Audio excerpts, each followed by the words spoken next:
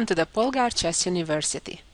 In this lesson, just like in 878, we shall discuss the theme of an intuitive or positional exchange sacrifice. In such case, what happens is that one side gives up a theoretically stronger piece, such as a rook, against a theoretically lower value piece, a bishop or a knight, in return for initiative and pressure. Well, just like in lesson 878, we shall see how this works out through a game of Garry Kasparov. That game was a Sicilian. This game is a totally different opening. It's a Maran defense, which is, and has been for the past decade or two, perhaps the most favored response to d4, especially on the highest level. Well, let's see how this game turned out.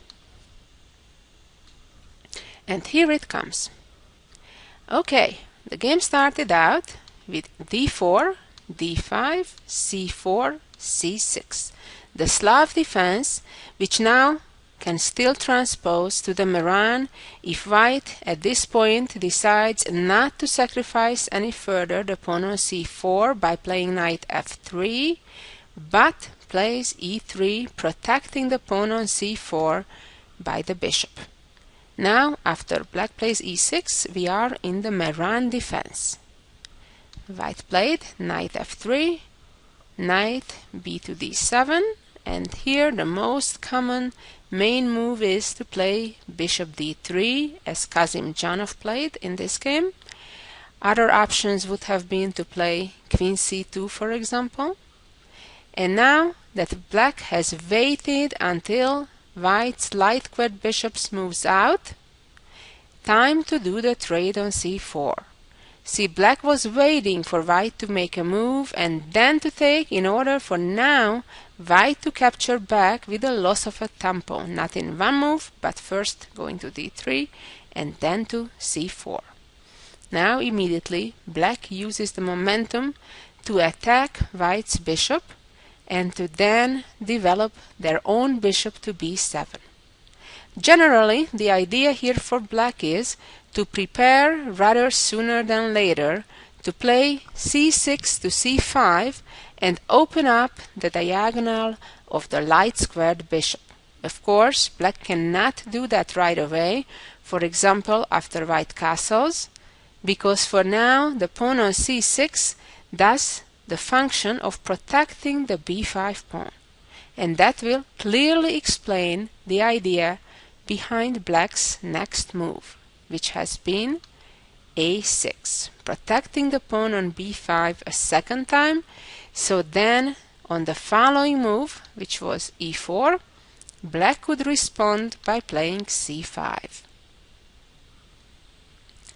Now white continued with d5. All of this has been played many times on highest level as well, and I'm not gonna spend again too much time on the opening phase.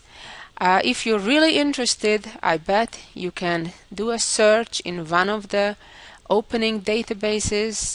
They are available, and you can do a simple search. And typically what I recommend to do, you start out with a specific search in a program such as Checkmate, with looking for the games that were played, let's say, within the last 3 to 5 years and by players rated 2600 and plus.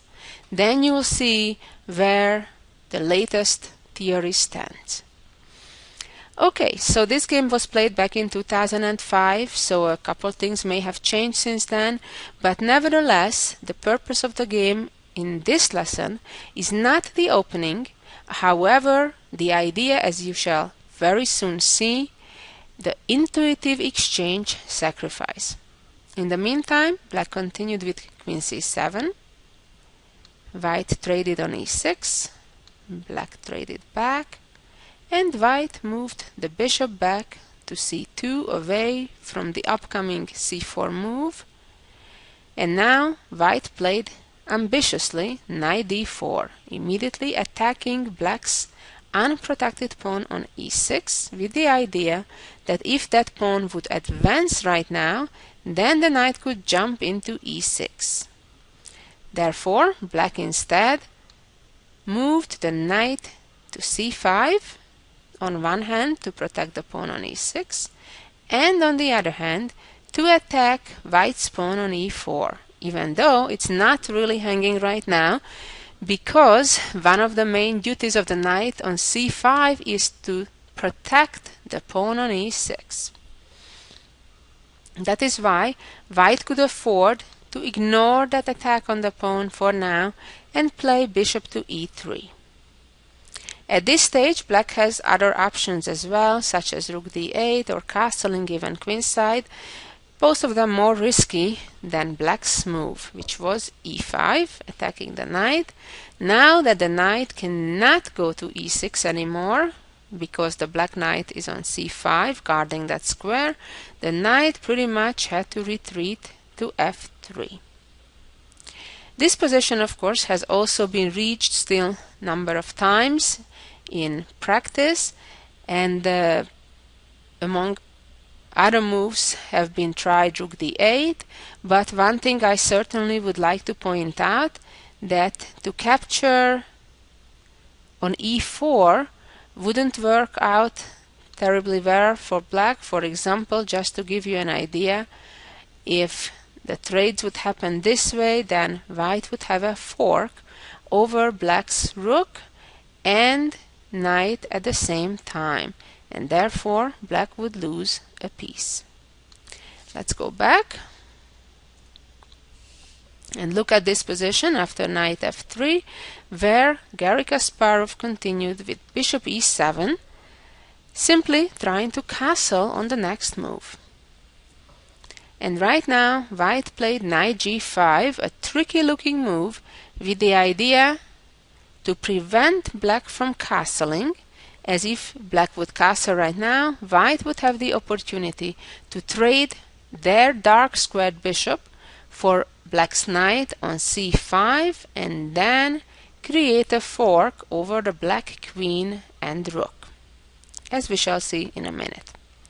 This position has been reached in numerous games, and black has experimented, for example, with queen c6, preventing that potential knight e6 jump, which did not work out terribly well. In one game, white played knight to d5, and then after h6 traded bishop c5, and a very cute tactical move, still knight e6.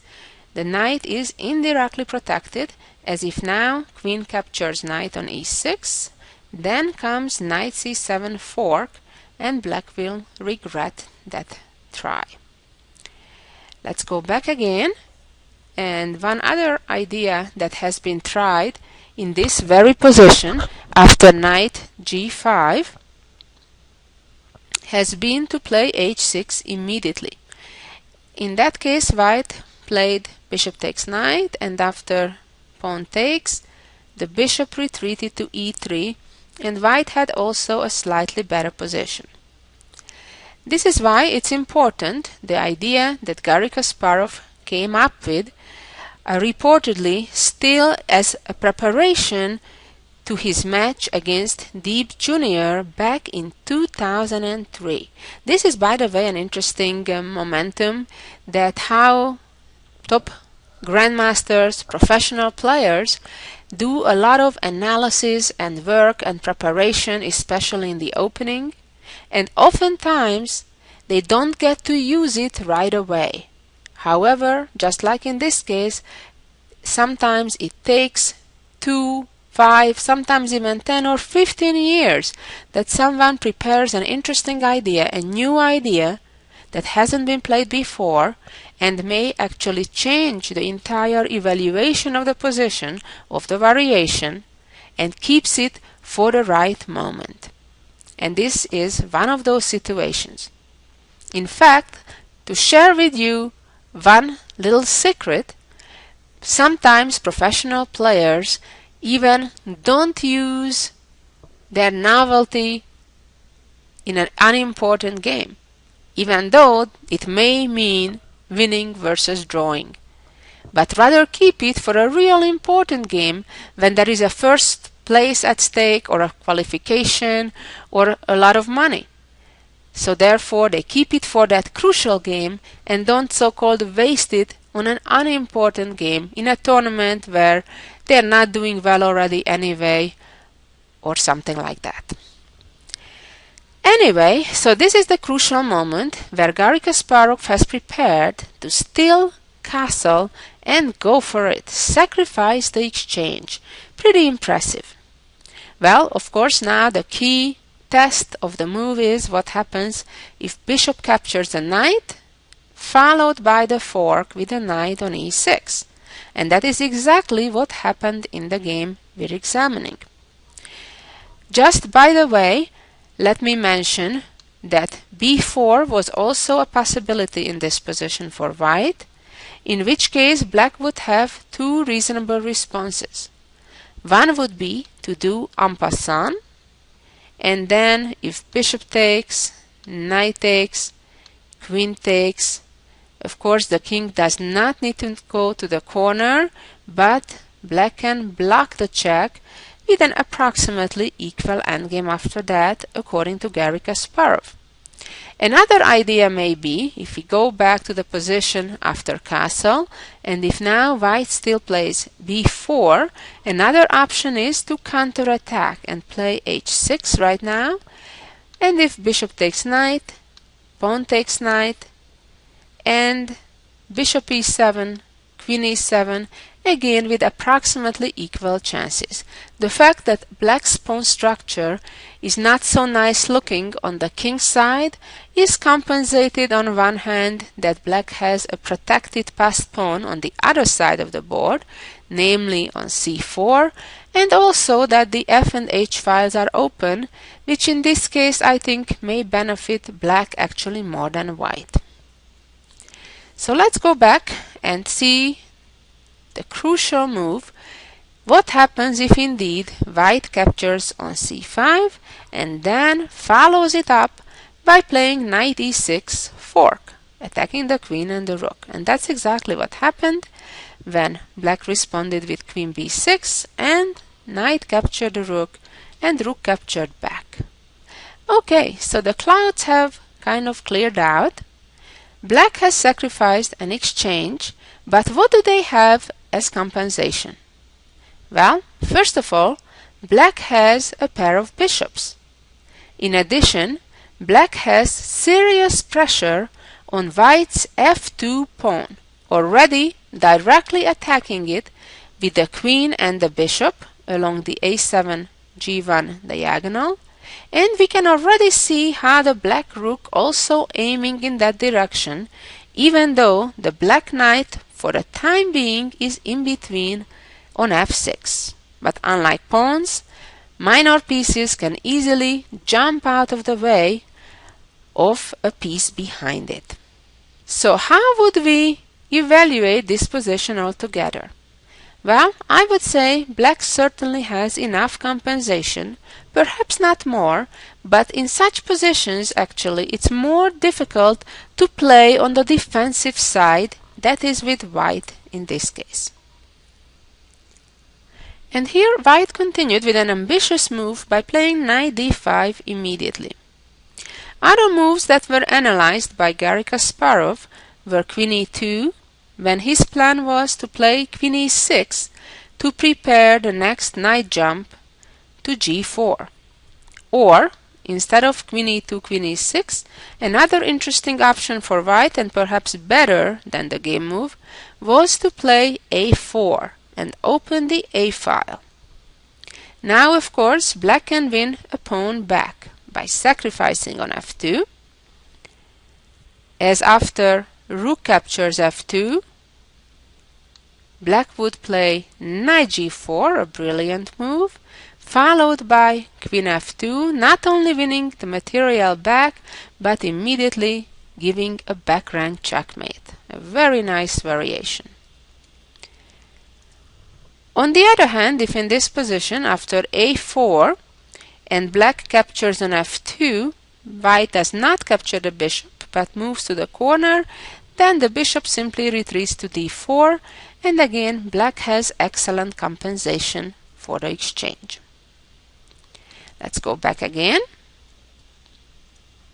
and look at this position where white continued with knight d5. Now things are getting exciting.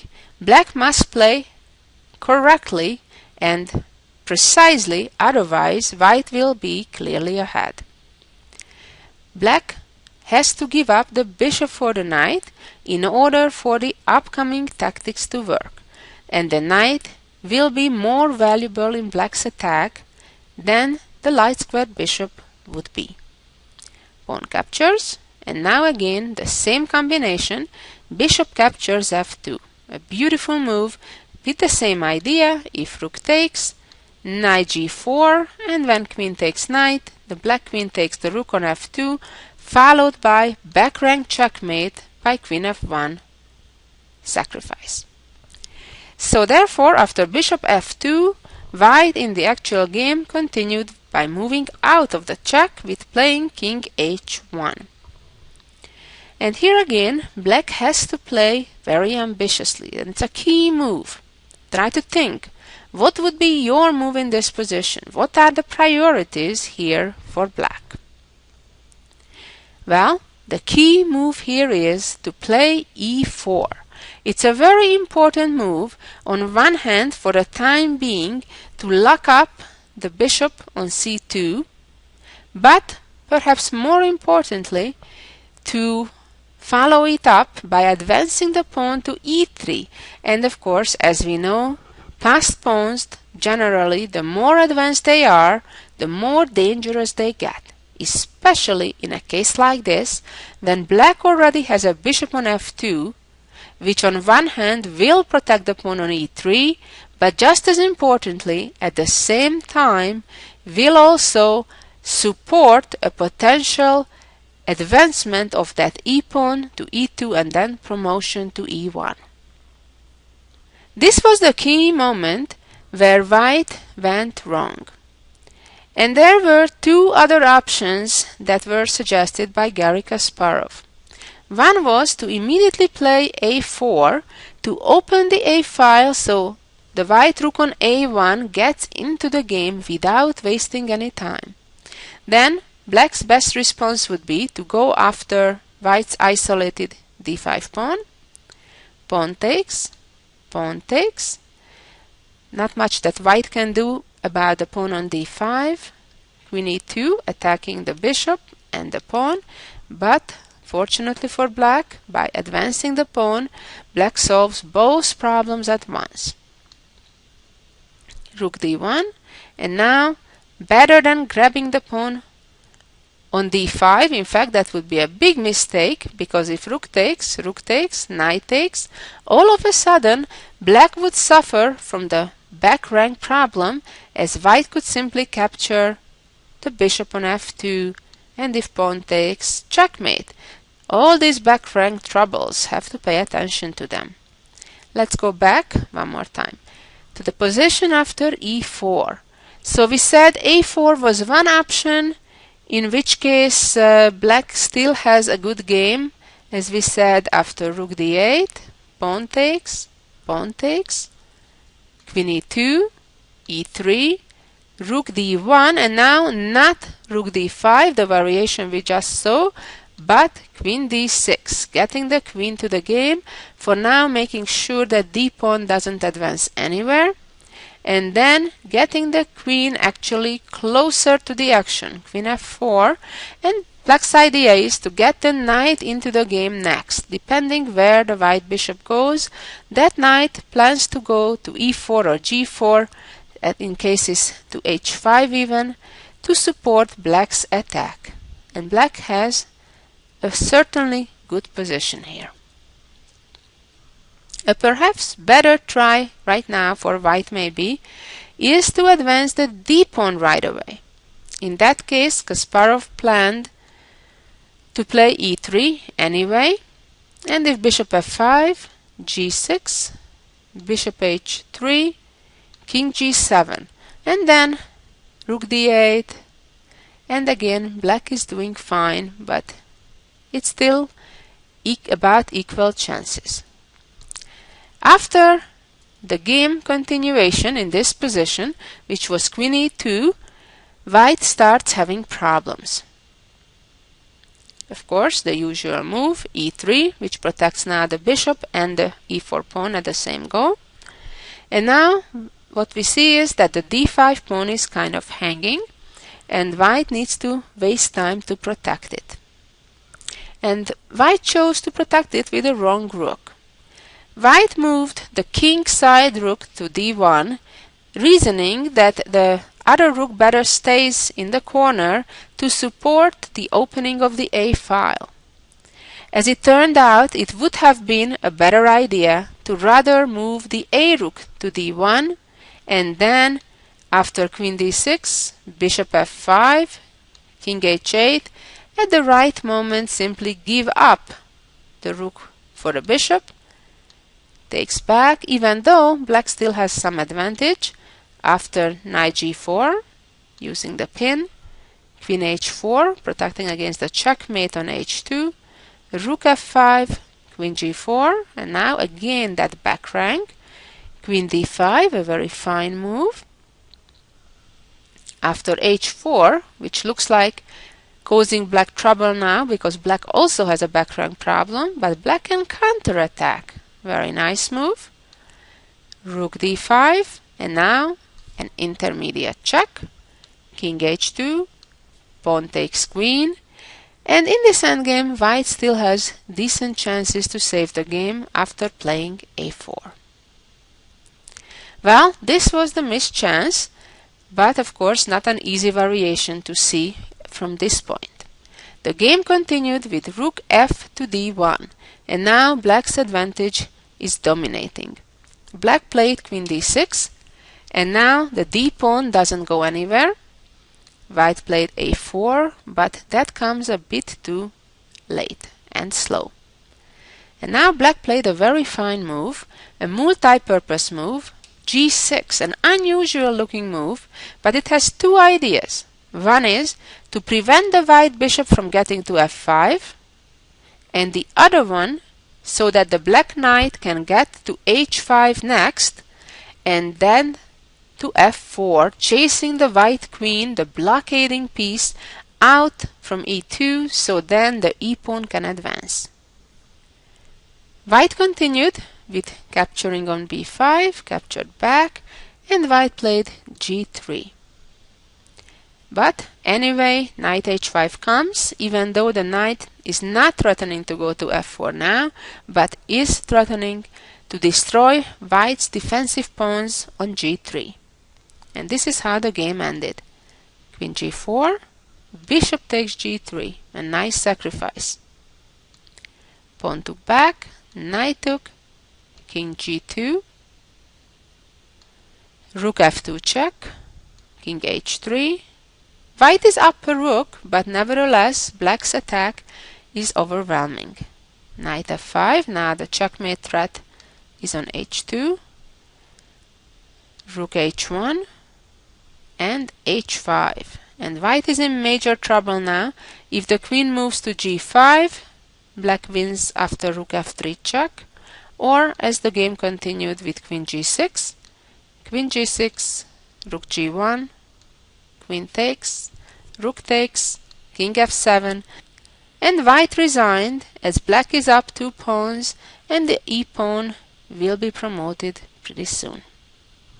A very impressive game by Garry Kasparov, and a good example how an intuitive exchange sacrifice by getting initiative and pressure on the opponent can work out real well.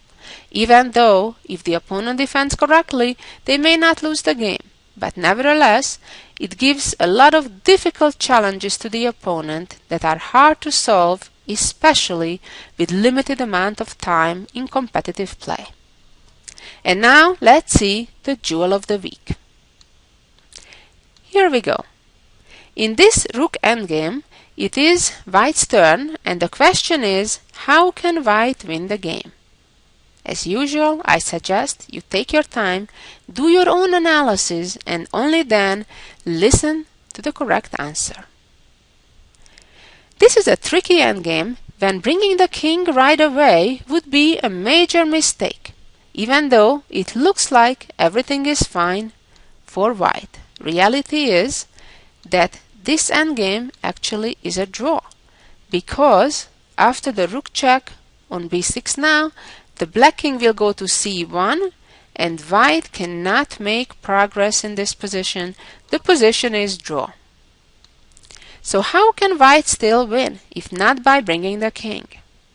Well, the king indeed needs to be brought. However, first we have to make sure the black king remains in front of its pawn, and therefore it will not be able to get promoted so easily. The only thing we need to be careful about is to make sure the black king will not get stalemated.